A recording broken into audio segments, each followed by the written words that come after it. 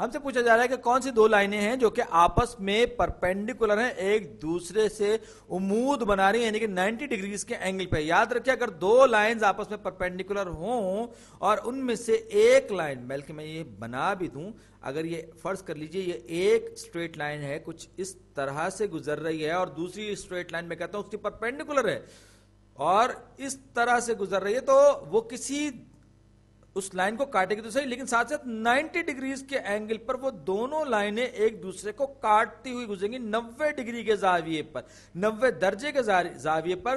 तो अगर मैं ये कहता हूं कि इस पहली लाइन की जो स्लोप है, अगर मैं ये कहता हूं इस वाली लाइन की स्लोप, यानी कि इसकी equation y is equal to mx plus b1 है, b1 इस लाइन का y इंटरसेप्ट है, तो दूसरी जो स्ट्रेट लाइन है, दूसरी लाइन की जो इक्वेशन होगी उसमें y is equal to slope जो होगा वो नेगेटिव इनवर्स होगा पहले वाली का, तो ये होगा y is equal to negative 1/m times x, और b2 जो है इसका y इंटरसेप्ट होगा। तो ये इस तरह से आप देख सकते हैं कि दोनों स्ट्रेट लाइंस में स्लोप एक दूसरे के नेगेटिव इनवर्स हो। नेगेटिव इनवर्स का मतलब क्या है? अगर मैं m को नेगेटिव 1/m से मल्टीप्लाई करूंगा तो मेरे पास जवाब -1 आएगा, -1 आएगा, तो हम कहेंगे कि ये दोनों के दोनों एक दूसरे के नेगेटिव इनवर्स हैं। तो यहां पर मुझे ऐसी स्लोप तलाश करनी है जो एक दूसरे का नेगेटिव इनवर्स हो। ये पहले से ही स्लोप इंटरसेप्ट फॉर्म में, इसकी स्लोप 3 है, स्लोप इसकी 3 है,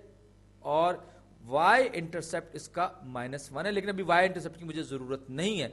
x plus 3y equal to -21, मैं इसको यहां लिख लेता हूं क्योंकि मुझे इसको स्लोप इंटरसेप्ट फॉर्म में लाना है। तो x plus 3y is equal to -21।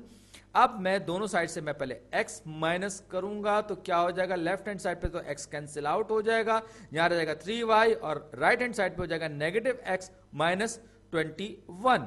अब मैं दोनों साइड्स को मैं 3 से मजीद डिवाइड करूंगा तो क्या होगा मेरे पास, यहां पर 3 से कैंसिल आउट हो जाएगा, y is equal to -1/3 x minus 21, 3 सत्ते 21 यानी कि -7। तो इसकी जो स्लोप है -1/3 है, m इज इक्वल टू -1/3। और आप देख सकते हैं कि लाइन A की स्लोप और लाइन B की स्लोप एक दूसरे के नेगेटिव रेसिप्रोकल्स हैं, यानी अगर मैं इनको आपस में जरब दूंगा तो -1 होगा। आप ये जो है, आप यूं भी कह सकते हैं 3 जो है -1/3 का नेगेटिव रेसिप्रोकल है, यानी ये दोनों की दोनों लाइंस हैं आपस में परपेंडिकुलर है, और -1/3 जो है वो 3 का नेगेटिव रेसिप्रोकल है। लेकिन अच्छा, अब हम C पर आते हैं। लाइन C की जो equation 3x plus y is equal to 10, दोनों साइड से मैं 3x जब माइनस करूंगा इसको स्लोप इंटरसेप्ट फॉर्म में लाने के लिए, तो 3x माइनस 3x 0 हो जाएगा, y is equal to -3x plus 10।